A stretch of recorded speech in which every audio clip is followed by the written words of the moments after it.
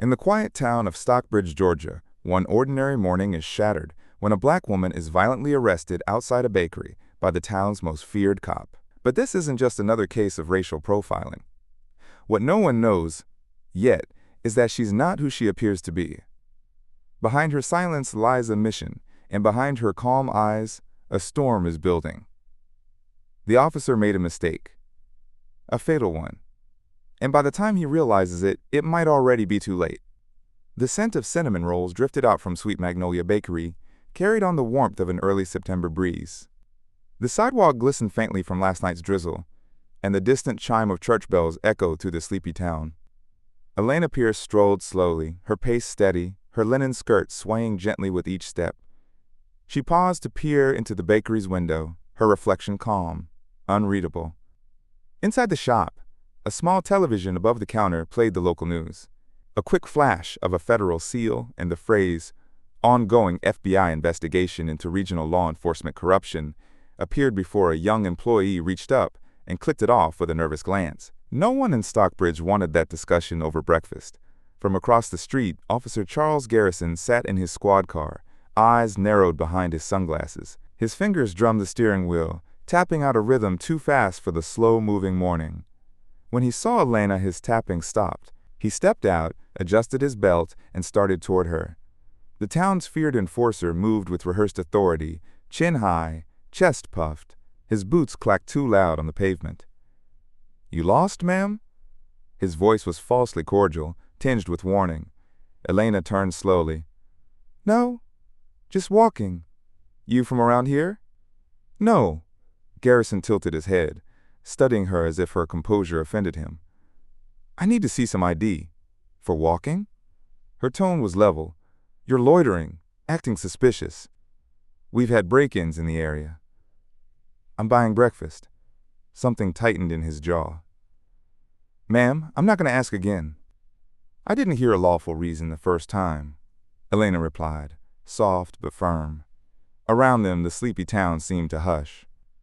An elderly woman, Edna, had stopped on the corner, her shopping bag dangling from her wrist. Her phone was already out, recording. The moment Garrison saw the phone, something behind his eyes flickered. Fear, maybe. He reached out abruptly and grabbed Elena's wrist.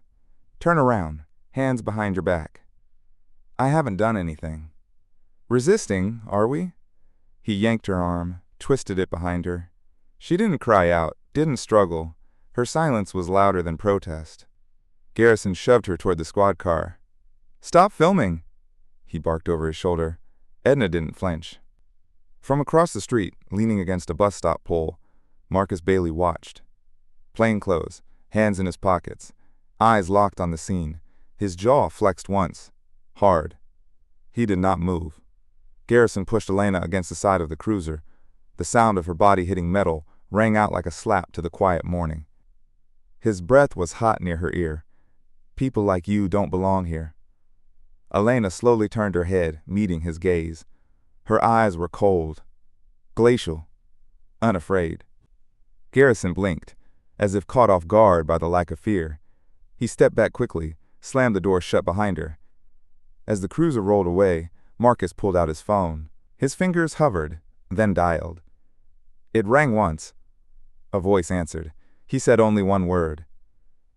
"Activated." At the local precinct, a supposedly harmless woman refuses legal counsel and asks for a pen and notepad instead. The Stockbridge Police Department smelled of burnt coffee and bleach, the scent clinging to every forgotten corner of the lobby. Fluorescent lights hummed overhead, casting a sickly pallor on the faded linoleum. Officer Charles Garrison strutted through the hallway, chest out, chuckling about his morning cleanup. In the break room, his voice carried too far. "Another mouthy tourist with attitude," he said to no one in particular, dropping into a plastic chair. "You should have seen her face when I slammed her into the car." Desk Sergeant Linwood, a stout man with a receding hairline and the weariness of 3 decades on the force, raised an eyebrow but said nothing. He had seen men like Garrison come and go, loud, eager, too confident for their own good, but something about this one felt off. In the holding area, Elena Pierce sat alone. No cuffs, no visible distress. Her hands were folded neatly on the table. The booking forms had been filled, but she had refused a lawyer, refused a phone call. When Linwood had offered, she only asked for two things: a pen and a napkin. He'd blinked, unsure if she was joking. She wasn't. Now, under the buzzing light, she wrote, not frantic scribbles, but careful, deliberate marks. Names, dates, 4 cities, one nickname, Foxglove. She underlined it twice. Outside the holding area, a wall-mounted TV played to no audience. The screen flickered between static and a live congressional hearing.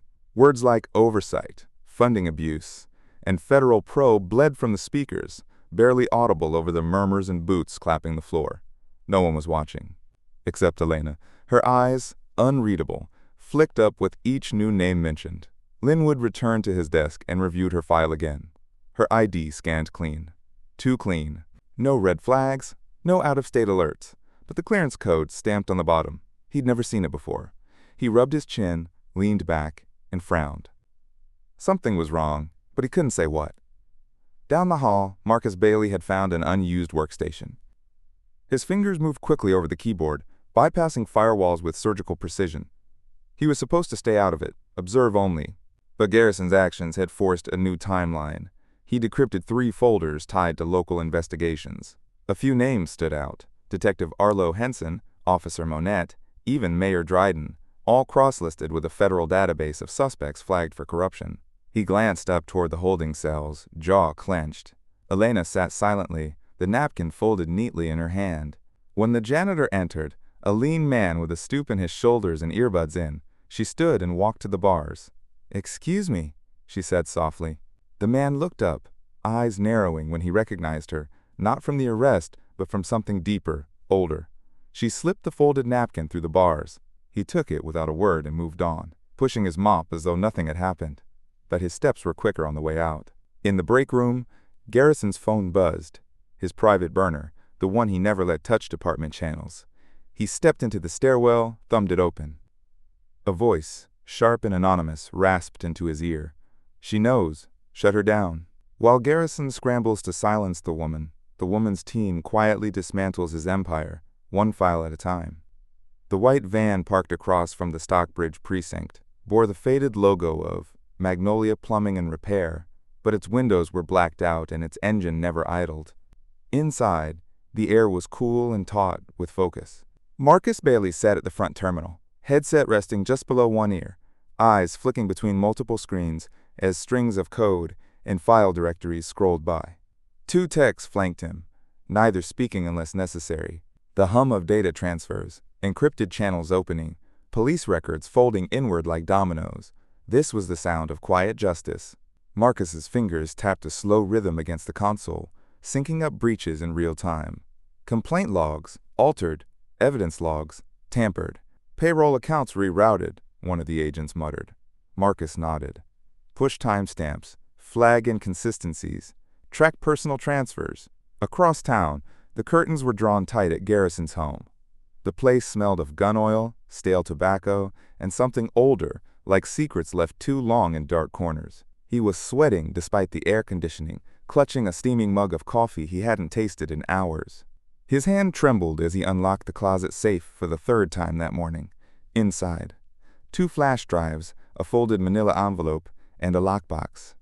He yanked all of it out, dumped them onto the table.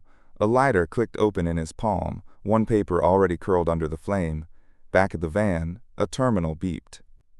"Found a link," a tech whispered, leaning forward. 2 shell companies routed to a holding account in Nassau. DOJ seal on the access trail. Marcus leaned in. Screenshot. Cross-reference with congressional oversight list. He's tied in deeper than we thought. In the holding cell, Elena sat still. Her eyes were closed, her breathing steady. The napkin was gone. Her hands rested in her lap, palms upward, as though holding invisible scales. A mile away, at a quiet diner near the railroad tracks, Edna sat across from a young reporter. The old woman's hands trembled as she held her teacup, but her voice remained steady. "He slammed me against a cruiser," said I, "fit the profile. That was 2017. I filed a complaint. Nothing ever came of it." The reporter nodded, recording everything. pen moving across a small notepad. A small camera nestled in her lap caught Edna's lined face in soft light. Garrison, meanwhile, had moved to the backyard. A small metal drum glowed orange with heat as shredded papers fed its flames. He stood over it, throwing in sheet after sheet, bank receipts, address lists, internal memos. Sweat rolled down his temples. His coffee cup lay shattered on the grass. Then came the slip. A gust of wind, subtle but precise, lifted one page from his hand. It fluttered away, caught briefly on the lip of the fire, then danced down into a shallow puddle near the fence. Garrison lunged for it, but stopped short when he saw what bled through the damp ink. A circular seal, United States Department of Justice. In the van, Marcus watched a live feed from a hidden drone. Hovering near Garrison's backyard, the camera zoomed on the wet page. His voice was low, controlled, confirming federal-level tampering. When the cell door opens, Garrison expects a trembling woman. What he finds is the nation's highest-ranking federal investigator. Rain ticked lightly against the high windows of the Stockbridge precinct as the late afternoon dimmed the fluorescent hum into something more ghostly. A hush had fallen over the hallway outside the holding cells, unnatural for this time of day. No clatter of radios, no booted footsteps echoing down the linoleum. Just the slow, deliberate squeak of hinges as the cell door swung open. Garrison stood at the far end of the hall, arms folded, expression tight. He had demanded to oversee the release himself, determined to re-establish control after the long, uneasy silence that followed the burner call. He expected defiance, maybe tears, a last desperate plea from a woman who didn't know the game she was in.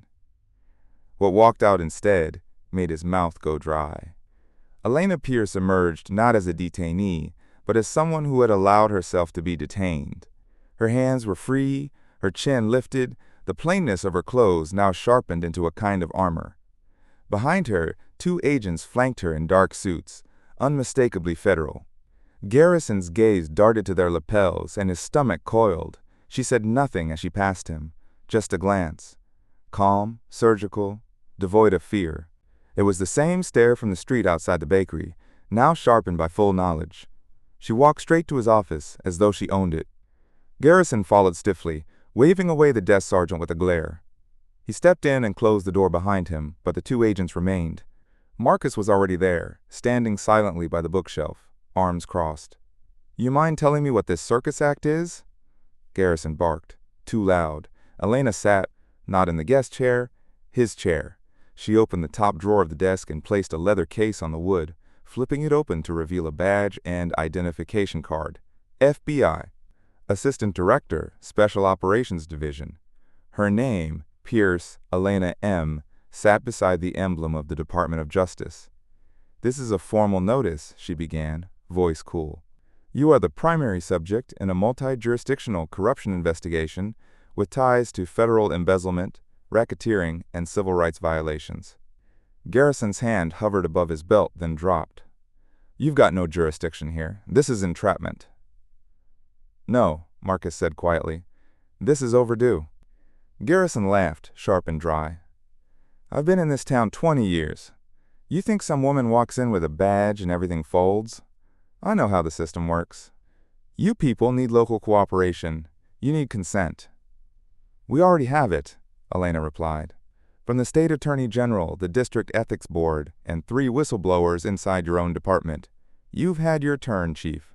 Garrison opened his mouth, then shut it as Marcus stepped forward and laid 3 sealed file folders on the desk. One was labeled campaign funds. Another, surveillance abuse. The last bore a single word, obstruction. "I don't know what you think you've got," Garrison muttered, jaw twitching. "But those files won't hold in court." "They're not for court," Elena said. She pressed a small recorder on the desk and hit play. Garrison's voice crackled to life in the room. "You know how you teach one of those little punks a lesson? You plant something sticky. They remember it next time they run their mouth." His own laughter followed on the recording. Deep, ugly, without remorse. The silence that followed was vast. A soft knock broke it. Sergeant Linwood opened the door crack, eyes flicking to Garrison, then to Elena. He looked older than he had an hour ago. Ma'am, the reporter's outside. She says she has testimony from multiple citizens. Says she'll wait all night if she has to. Let her in, Elena said without looking away from Garrison. Linwood nodded, but it was more than that. It was assent. Elena rose slowly, gathering the files into her arms. She paused at the threshold, turned back once. You're not under arrest, yet, but by sunrise you'll either run or rot. News vans swarm the precinct. Inside, Garrison scrambles for a lifeline, only to realize every exit is already watched. The sky over Stockbridge had barely lightened when the media descended. Satellite dishes bloomed like metallic flowers on rooftops, and cords slithered across the wet pavement toward camera tripods. Reporters huddled beneath umbrellas, their voices clipped with urgency as they delivered live feeds to the country. Placards bobbed above the crowd. Justice for Elena. Investigate the investigators. No more dirty badges. Inside the precinct, Garrison stood behind his desk, the blinds drawn, but useless. Flashbulbs still cut through, casting staccato shadows across the room like warning sirens trapped in light. He clutched his phone tighter. No answer. Not from the mayor. Not from Judge Raynard. Not even from his old partner in Atlanta who used to boast he had friends at the State Bureau. Everyone had gone quiet. Or worse, changed their numbers. Cowards, he muttered. The TV on his wall, once perpetually tuned to sports, now played a local news loop. The clip was short but brutal. Edna, her weathered face solemn, speaking to a young reporter. I saw him slam her down like she was nothing, she said. No warning, no reason. She just asked him a question. Her voice cracked on the last word. The footage cut to images of protesters gathering outside City Hall. Garrison turned it off. At the edge of town, inside a parked white van with a fake Gibson plumbing logo, Marcus sat across from Elena, both watching a split monitor screen. Live feeds poured in, some from local channels, others from drones and unmarked units. She's effective, Marcus said, nodding toward the Edna clip. She's honest, Elena replied. That's more rare than effective these days. He glanced at her. You ready for him to run? He won't, Elena said. Not yet. He still thinks he has time. Back at the precinct, Garrison tried one last call, his wife, straight to voicemail. He tried again and again. Then he hurled the phone at the floor, where it skidded and stopped under the radiator. He shoved papers into a duffel bag, glanced toward the hallway, then veered toward the back stairwell. His house was already compromised. He had seen the unmarked car parked just beyond the neighbor's azaleas, the man with mirrored sunglasses pretending to walk his dog twice in an hour. There was only one place left where he might have some leverage, the old records room. It wasn't on the department's main grid, and for years he'd used it to store physical tapes, backups, logs the new system didn't track. If anything damning still existed, it would be there. He moved quickly. Stepping over a protest sign, someone had jammed through the door earlier. Protect us, not power. The hallway grew darker. Fewer people wandered these corners now. He passed the copy room, the unused interrogation bay, and finally reached the steel door. It was ajar. He froze. The air inside was cold, mechanical. He pushed the door fully open, already knowing something was wrong. The shelves were bare, not just cleared, erased. The dust on the floor was undisturbed, but the cabinets yawned open, empty. The file drawers hung like jaws without teeth, not even a folder left behind. Just a few indentations where boxes had sat for years. His breath caught. He stepped inside, heart pounding, and turned in a slow circle. They'd gotten here first. Somehow, some way, they had slipped past every safeguard. He backed toward the far wall, his mind scrambling, panicking. Then came the sound. Click! A projector whirred to life behind him, casting its glow across the opposite wall. Footage flared into view, grainy, handheld, but unmistakable. There he was, on the street, throwing the woman against the squad car. His voice echoed faintly. You know your place. And then another figure entered the frame. Elena. She stepped forward slowly, into focus, her face unreadable. The camera zoomed in just as her eyes locked with his. Then came the final image. Her turning, walking away, the sirens wailing behind her. A voice spoke from behind the projector wall, calm, measured. "You wanted a show, Garrison," Elena said. "Let's give them one." Dawn breaks in Stockbridge. One man walks into the courthouse in cuffs. One woman walks out in silence, but the town stands with her. The morning air hung heavy, fog curling along the sidewalks like smoke from a quiet fire. A hush settled over the courthouse steps. Dozens of townspeople gathered behind the metal barriers, not chanting, not shouting, just watching. The doors opened. Flanked by 2 federal marshals, Charles Garrison stepped into the light. His wrists were bound, the metal glinting in rhythm with camera flashes. Gone was the strut, the jaw-jutting bravado. He moved like a man walking underwater. Slow, every step deliberate, as if dragging the weight of all the lies he once hurled so easily. His suit jacket, once pressed to perfection, hung open. No tie. The stubble on his face looked out of place, like he'd forgotten what the mirror demanded of him. He didn't look at the crowd. He didn't dare. Inside the courthouse, the air was warmer, but no less heavy. Muffled footsteps, the soft rustle of notepads, the occasional creak of a bench shifting. At the witness stand, Elena stood alone. No attorney, no statement, just her voice, clear and still, recounting timestamps, facts, violations. She spoke of surveillance logs altered to match cover stories, cash deposits that traced back to non-existent shell companies, victims ignored until they vanished from record. She never raised her voice, not once. When she finished, she returned to her seat. The judge, an older black woman with steel-rimmed glasses and a measured cadence, nodded. "Remand without bail, federal transfer initiated. Next hearing scheduled in Atlanta, October 3rd. The gavel struck once. Outside, the fog had thinned. Morning light edged past the courthouse columns, catching on the fringe of Elena's coat as she exited. No press swarmed her. No microphones thrust in her face. The silence held, not the fearful kind, but the reverent. She walked alone down the steps. Marcus waited by the car, engine running. Edna stood near the curb, one hand resting on a cane. Their eyes met. Edna nodded. "'Bout time," she said under her breath, a soft smile tugging one corner of her mouth. Elena offered no reply. She simply continued down the sidewalk, the sound of her heels crisp against the concrete. Before she reached the car, a sudden movement caught her eye. A young girl, no older than 10, broke from the crowd. Skin dark, braids bouncing, backpack still on her shoulders. She ran toward Elena with small, determined steps, and without hesitation, wrapped her arms tightly around the woman's waist. Elena froze. Then, slowly, she rested one hand on the girl's back. No words were exchanged. None needed. Marcus opened the car door. Elena stepped inside, closing it softly behind her. They drove a few blocks before turning into a narrow alley behind a boarded-up laundromat. Elena opened the trunk.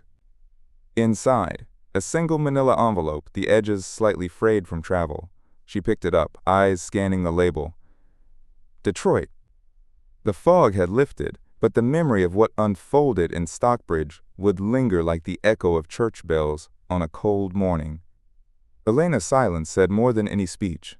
Measured, resolute, the kind of silence that only comes from knowing you've done what's right no matter the cost. Justice isn't loud. It waits, it watches, and when it moves, it cuts clean. True power isn't in the badge or the gun, but in the quiet conviction to stand your ground when no one else dares. Sometimes the ones we overlook are the ones who were sent to protect us all along. If this story stirred something in you, consider sharing it with someone who still believes in quiet courage.